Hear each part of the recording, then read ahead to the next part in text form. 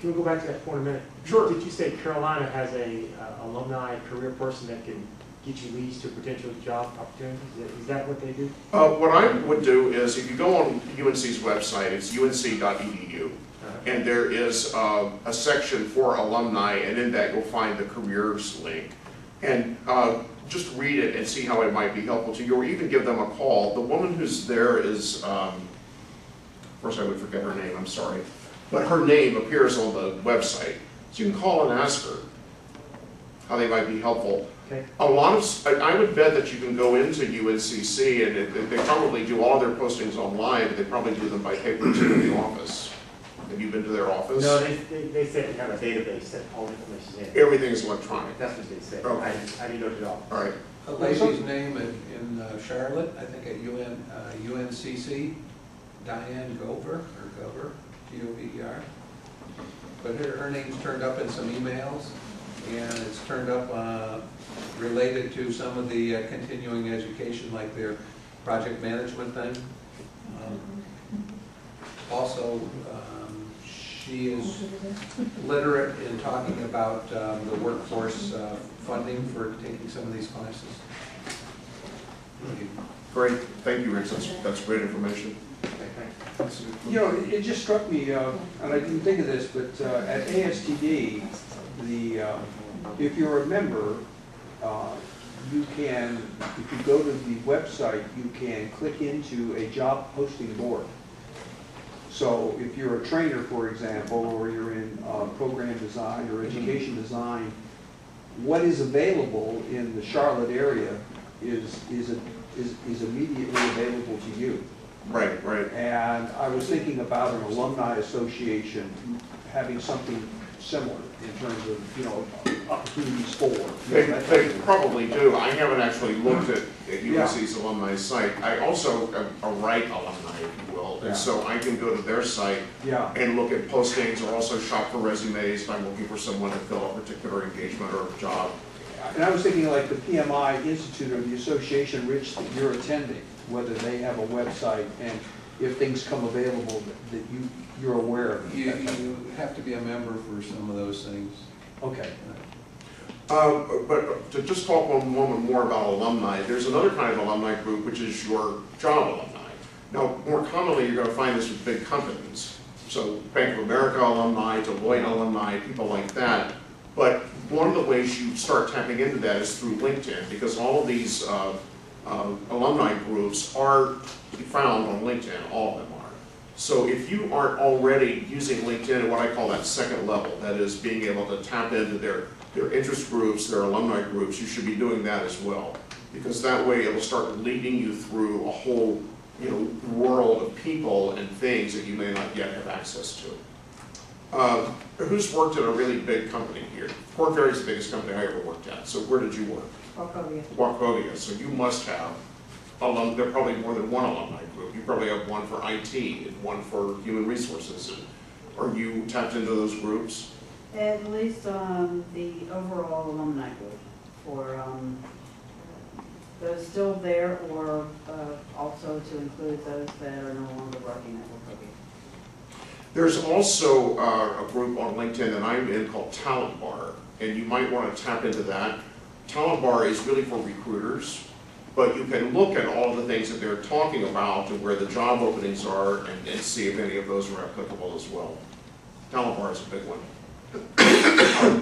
And what other big company besides Wachovia? Pricewaterhouse. Pricewaterhouse, PwC. So you probably have an alumni group too, because I know Deloitte does. So I would think PwC does too. Yeah, although their consulting got absorbed into IBM. And well, maybe you can tap into IBM Global Services that way. Might want to give that a try. Who said find jobs and networking? That was me. That was you. So when I have to tell you the story about how I got the job at Wright. So in the .com downturn, which took everyone by surprise in San Francisco, I guess it shouldn't have, but it did. A lot of us found ourselves without things to do. And so I started calling people that I knew, so I did the former colleagues thing, and I called Battalion Winston in New York, and I said, what do you know about Wright? because they had a big office down in Silicon Valley, and they said, this is great, oh, we just did a search for them. And here's how they're set up, and here's all the people that are in the organization, and these are the people that you should know. So then I called the Silicon Valley office and introduced myself, and they brought me in and, you know, hired me to be a senior consultant there. But my point about the story is that you don't really know where those calls are going to lead you, but you do want to get in front of people's faces. You absolutely want to get in front of people's faces, so don't forget that you've got, you know, an opportunity to do that. And then in that job, with the part-time jobs in networking, I was able to work with people who said, oh, you might, if you're pursuing something, you might want to do this, or you might want to do that. Because I loved going to the classes every day and facilitating the classes and coaching the people. What I didn't want to do, and what they have you do, is learn how to lay people off. And I had like no interest in doing that at all, because it's kind of sad. I mean, I just didn't want to do it. So I got from that into the job at Square. So that kind of, not really a part-time job, it was a full-time job, but it was on a contract basis. And I got from that into the next full-time job. Well, if I could just say that this might work out for me, because just last Wednesday, I ran into a salesperson from one of the major wine wholesalers in town. Oh, really? Who told me they're doing a big reorg after the first of the year, and she gave me the email address of the company vice president. Very So good. I sent something off of them. So it may pay dividends. So when you have the email address of the company vice president, did you also get a phone number? And No, I didn't, because we kind of, you know, met on the street, kind of. Right. And Did you ask her if you could use her name? I did. You did, so you got permission to use her name.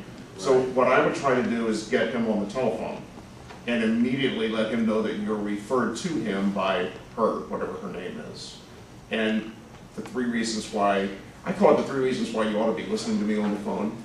But it's the 3 things. I mean, there's no magic to 3, it could be 2 or 4, but it's the things that you bring to them that are compelling. Wow, I really should listen to this guy. He was referred to me by blah, blah, blah, whom I respect. Let me listen to what he has to say, because he's telling me things that sound good to me. Why don't I stop talking for a moment and let you ask questions? I'm sure you've got some questions, and we did an elevator speech earlier, and by coming late, you didn't miss it. You still have to do an elevator speech. Yes? I've encountered trying to network with people for just an informational kind of networking thing. Right. That despite my reassurances and clarifications, they still think I want them to find a job for me. And they'll give me messages like, my schedule's really busy, I'll let you know if I hear something. You know, and I can't get over that hurdle with some people. Do you just move on, or is there something? Well, I would look back at the speech that I'm giving and, you know, read it to yourself, or even better, have somebody, if you have one with you, I'm happy to role play with you a little bit, but have somebody sit down and read it to you and ask yourself, if I hear this on the telephone, am I really hearing a request for information, or am I hearing a request for a job? Or maybe even better yet, is to invest in a small tape recorder and tape yourself and then listen.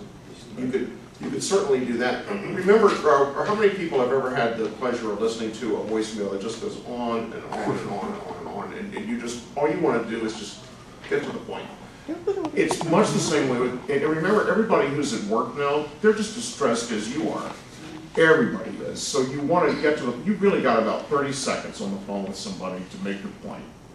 And you want to just hit them between the eyes, warm and friendly and engaging, but get to it. Whatever it is, get to it. And it's always good to have a hook, and your hook is with this woman that you met. That's invaluable, to be able to go in and say, Dave Thompson referred me to you, and I'd like to tell you about some things that I'm doing that are applicable to what I understand you're doing.